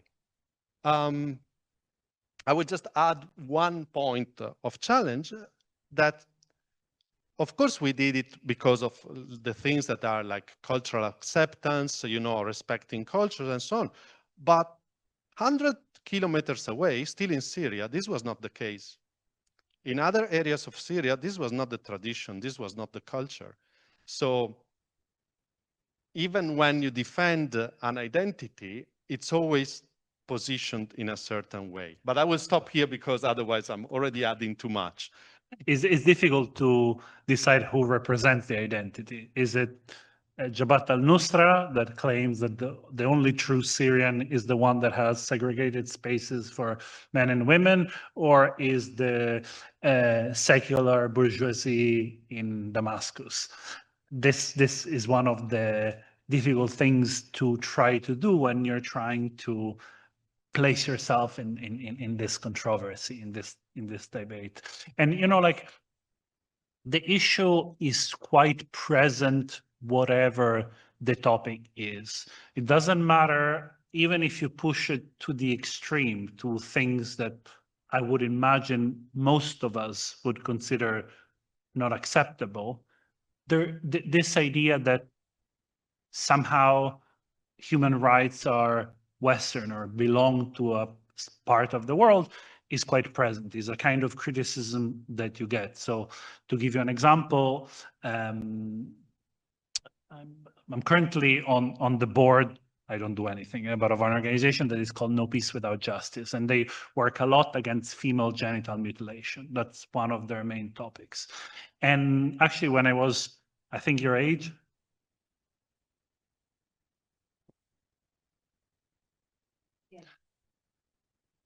yeah, so we actually discussed yesterday with Davide if to mention what it is. So female genital mutilation is a tradition based on the idea that sexual pleasure for women is not acceptable, that, as the word says, mutilate female genital areas. There are different forms of that. And let's say people who disagree with it have taken different kinds of approach. There are some people who say this is a medical issue, which is less culturally confrontational. If you do some types of female genital mutilation, you're almost sure that you will have long-term consequences.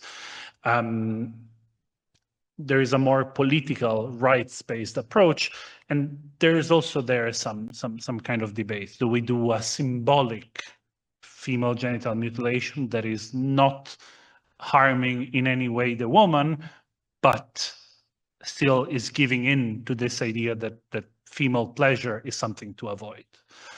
And I mention this because when like one of the things, like actually my first endeavor in the humanitarian, well, no, my second, well, I was sort of your age, I was 25, and I worked in Burkina Faso for this organization that I mentioned, No Peace Without Justice, and we were organizing a campaign supported by the first ladies, premier dames, or the ministers of families of many African countries, to ban female genital mutilation across the continent. This female genital mutilation is a practice that is more prevalent in Eastern Africa, Northeastern Africa, some places in the Arabic Peninsula, some places in Central Africa, but it's quite prevalent. Some form of it, even I could say the lighter form of them, are in countries we would not expect. So for example, Egypt, that is a country that you wouldn't expect, like most women have been subjected to a form of female genital mutilation. And we were working on this big campaign, this high-level meetings, and even for a topic like this that I imagine most people in this room would disagree with, we were accused of, you know, you're basically making you're playing the game of the world powers. That's their culture. You have to respect it. That's how people are accepted there. So let's go in the recap of this controversy. As you see, is a philosophical one, right? Is like, do we focus on values that are universal? The one that somehow humanitarianism was based on, and maybe more, or we think that any kind of right depends on the context that you're applying. Maybe, of course, women's rights are important. Of course, LGBTQ rights are important, but maybe those cannot be accepted in some other places. And it's important to understand that this is also a debate about individual versus group versus humans. Like the people, let's say, on the universalism side, focus on the individual. They sort of ignore the group and focus on the common humanity. You're a human being, you're an individual that is special and unique. You're sure part of a group that does matter less, and you share a humanity with everyone else. While people that focus more on the identity would focus on the second aspect. You're part of a group, your identity matters, like the way you have been brought up, or also the status and the situation where you have brought up is very important, and you cannot work without that. So that is why you can see here, it says protection from local powers versus representation. Like what someone that is focused more on universalism would say is you cannot respect a culture, because respecting a culture means respecting who has power in that culture. Often in the history of humankind is older heterosexual male, like me and David.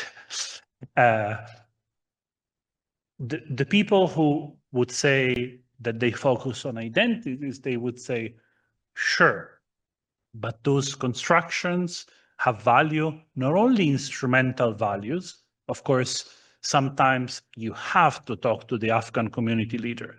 If you're not naive like we were in 2016, and we just went to every tent and talk about women's rights and LGBT rights, and it went quite well. We didn't get killed, but you have to respect those values, not only in an instrumental way to have access, and in the same way that Alexander was saying in the case studies, because maybe we don't have enough classes, but in terms of principle, like Davide was saying, it's not only that if we do have our social worker, female social worker work with male social worker, they'll kick us out, but also because who are we to decide that. And so with this, I leave you to Davide's game. Yeah, and we conclude this session with another reflection exercise. Now you know the rules. Discuss with your neighbor, with the person sitting next to you, these two options. What might be lost if we apply the same standards everywhere without adaptation? And which is basically universalism, pure universalism. And what if we apply an identity-based approach? What might be lost if we adapt entirely to local norms and identities? Again, I give you 5 minutes for discussion.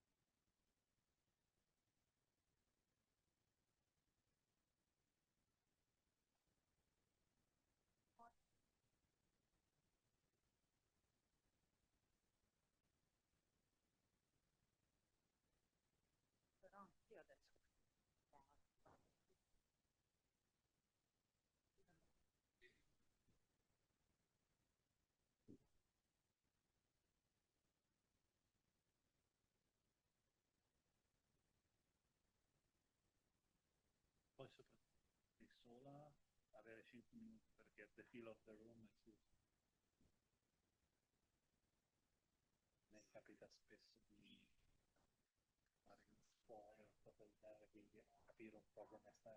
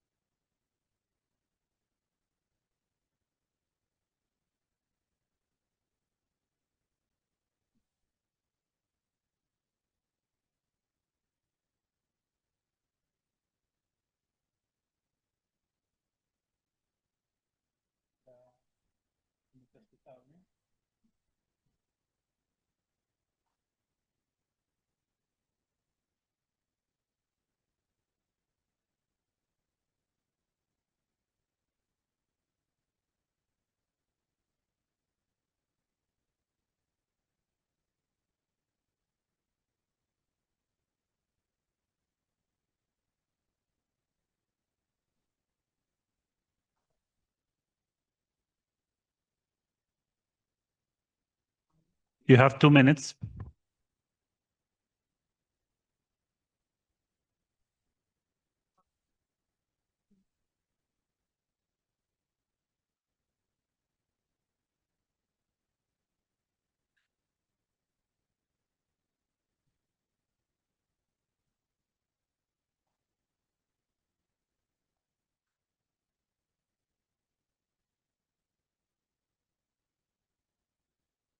Social media.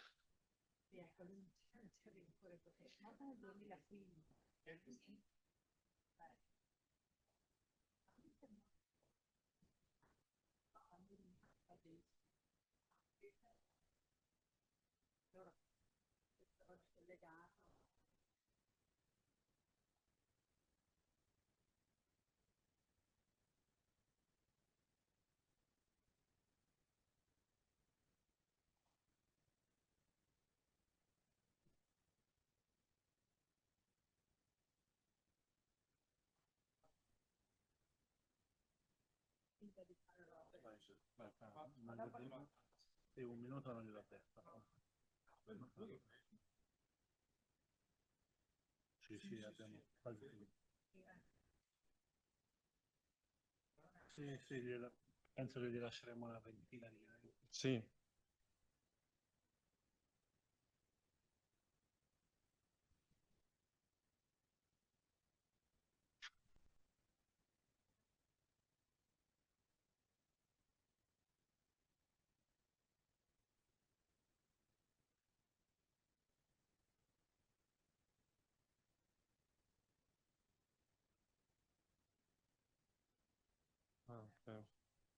Okay. Great. So again, let's hear back some feedback on the consequences of a pure universalist approach. Yes. Your name? Arianna. So in my opinion, in our opinion, we think that humanitarianism must have some kind of guidelines, principles that must be followed and respected.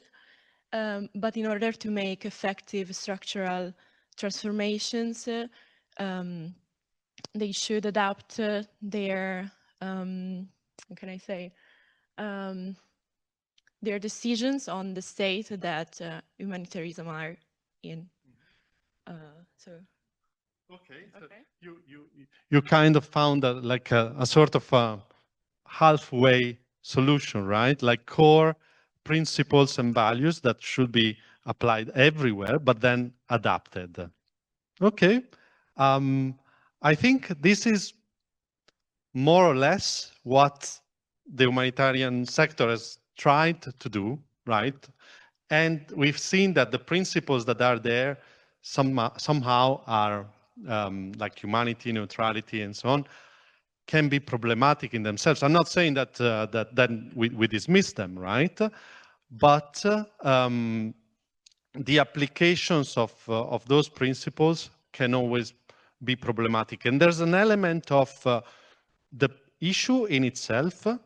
Is it because, I think it's something to keep in mind, is it because, is it instrumental? You need to have the buy-in of the people you're trying to work with. So, and therefore you just do it in an instrumental way, or you do it because you're convinced and those principles are the right ones. Again, I'm adding just questions to questions. Giovanni, you want to say something on this? I think it's useful to ask oneself why. Like when we have the duty to answer to the people that ask us why. When I say I'm working to organize this high-level meeting in Ouagadougou to ban female genital mutilation, if someone comes to me and says, why? Why do you think these are fundamental principles? I need to have an answer to that. And what would be the consequences of applying a pure identity-based approach where values change completely depending on context? So something that might be applied in one place is completely unacceptable in another.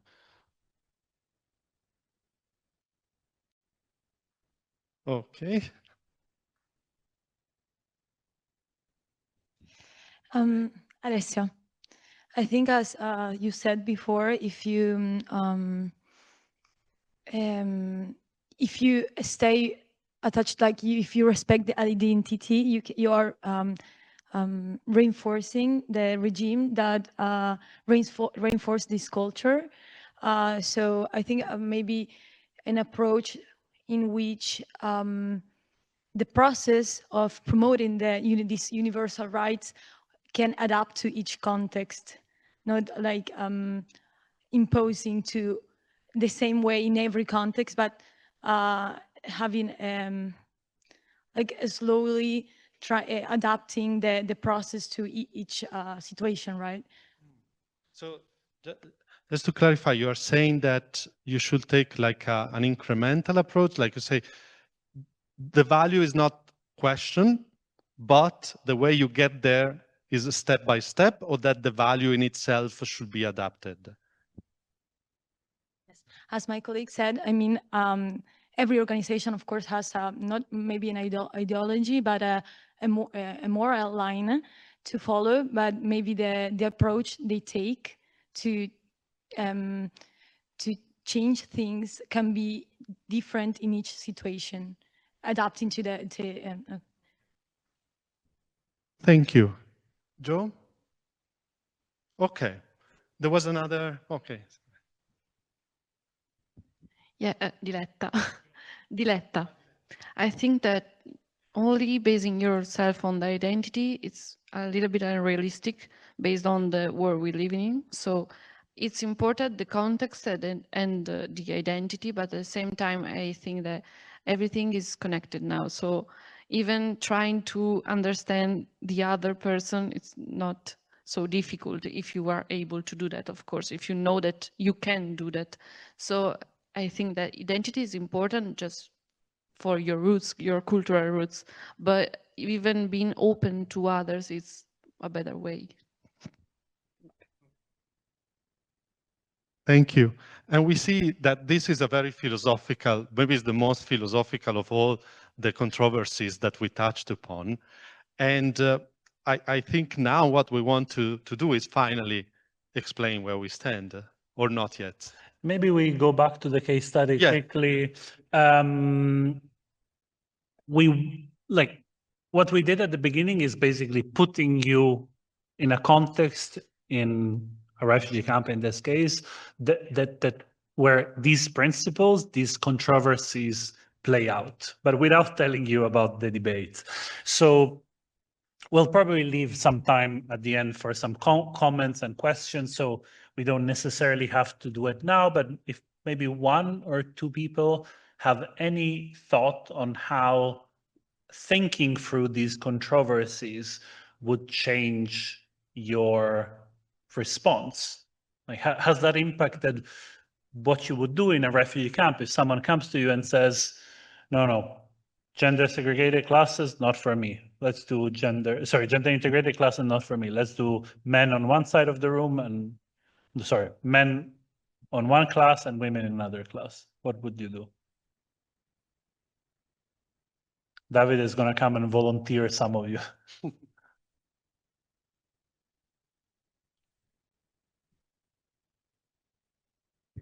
Your name? Metin Ali. Metin Ali. In the starting point, I will accept it because I have the chance to educate people separately, but at the end of the education, I'm going to educate people. And maybe for the future, I can talk them, I can negotiate this problem and may give them a better solution about it.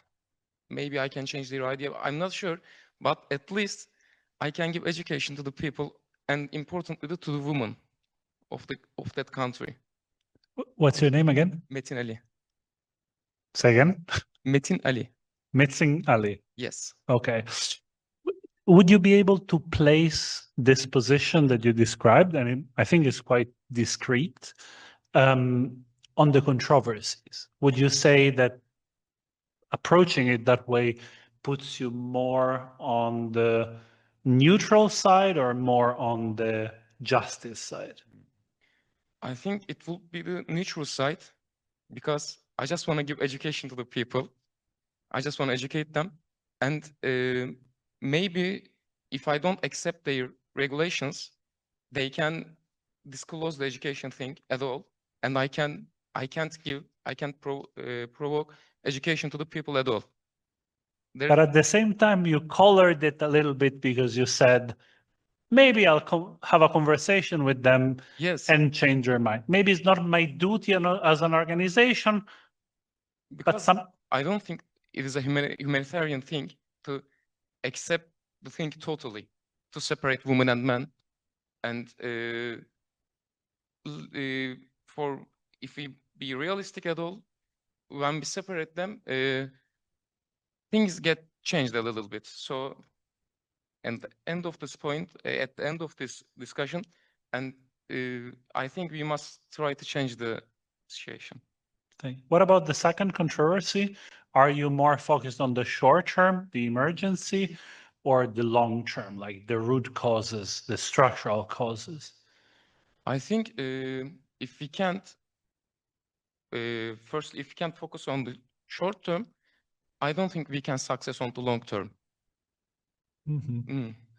So a little bit in between, we can say. Yeah, a little bit in between. It's difficult, of course. It's very difficult, and I want the success. It's very difficult to, like, very few people stand at the complete extreme of the spectrum. What about the third spectrum? You already mentioned a few things about this, but would you place your answer on the side of universalism or more on identity? Are you saying we do the classes instrumentally because you say, you know, like, my objective is education, I don't like gender segregation, but that is the only way for these women to have education? Or are you saying, I don't want to interfere in this culture, this is their culture, it's up to them to decide? I think the only thing matters is human life and the chance to give them something. So I'm not totally rejecting their culture, and I'm accepting their culture, but I can't totally accept the bad sides of any culture, because every culture has its bad sides, and we must tell it's when it's wrong, we must tell it's wrong. So I'm a bit more universalistic. Yeah. You see, like, it's very difficult. It's very difficult. It is very difficult. We are doing you the disservice of putting you in our shoes every once in a while. I think we can go on with so we leave 15 minutes for the discussion. Okay, so we got to the end. Now we're gonna tell you what we think, and this is not because we want you to think like we think, but because we have described, like, these three debates, these three controversies. And in a way, as we were saying just now, when defining a debate, and therefore a spectrum, it's inevitable that one is drawn to think in a sort of binary way. You're either on one side or on the other side. And what we want to do is to invite you to, of course, appreciate the complexity of each one of these controversies. I hope we've done a good job of this and of showing you how ourselves we are with not many answers or not many defined answers. But also to find your stance, you find, like, your third perspective. And our third perspective, the one that is our opinion that we have developed over the course of many years in this work, is that there is a way to be universalist and to believe that some values cut or should cut across all culture, but that this is not in contradiction with with saying that values should be discussed. When we say we believe there are some practices that lead to human flourishing and some that don't, it doesn't mean that we know all of them. In the same way, if I asked you how many trees are there in the world, you wouldn't know the answer. You wouldn't know, because the answer is 3,000,000,000. But if I told you there are 4 trees in the world, you know that that answer is wrong. In the same way, maybe we don't know exactly what is the level of inflation that we should support, what exactly this practice should do to enable female education in some context. But that doesn't mean that we don't know when we see a wrong answer, like, for example, female genital mutilation. And I think that recognizing this idea and recognizing that ideas can be discussed with everyone, with people from different groups. Actually, we think that the idea that human rights are Western is kind of racist, because we know what we think is best. We know that, you know, I don't care if someone is homosexual, but if I think, oh, those people will never get to that, I'm kind of implying that they are not reasonable and being involuntarily racist. And probably the least philosophical thing, but at the same time, the most philosophical thing that me and Davide have learned over many years of humanitarian practice and working in different countries, traveling around the world, countries that have conflict, et cetera, is that the differences between people inside a group are way, way bigger than the differences between people in different groups. Like I can take one of any of you, like Diletta or Aurora, that I guess are Italian because of their names, and probably if I take a random Syrian or German or Icelandic woman, I might share more traits in common with them than with you, or maybe not. But the fact that we belong to different groups is less important than the huge variety that is inside a group.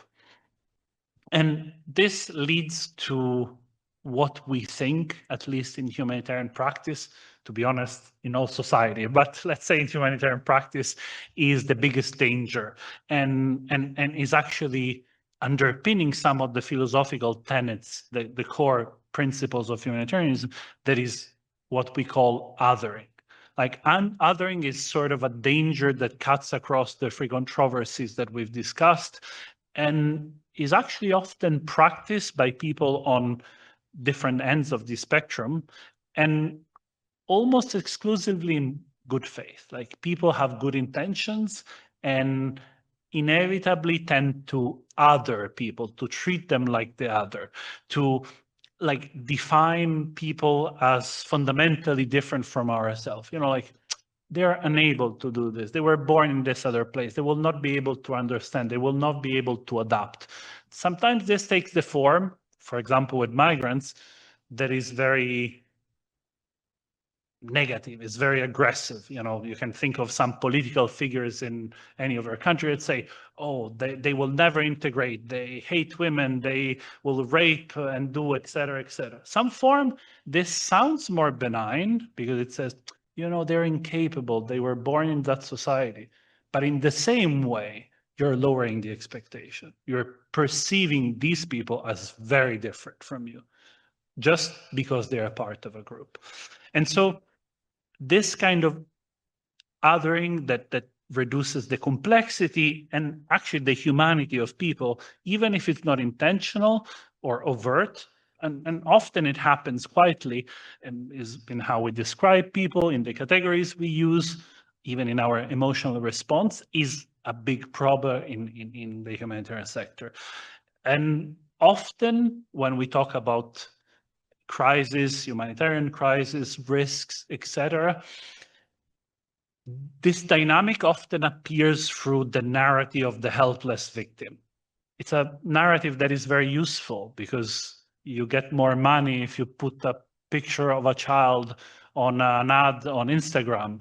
It's important to sometimes catalyze to get the attention of people on causes, but it reduces people to the tragedy that they have not chosen. And sometimes this shows up in ways that are protectionist, sometimes they are benevolent, sometimes they are tolerant. They sound like nice words, but they have bad sides. And we will talk about these sides in the workshops that we will do in April. And so we look forward to seeing you there.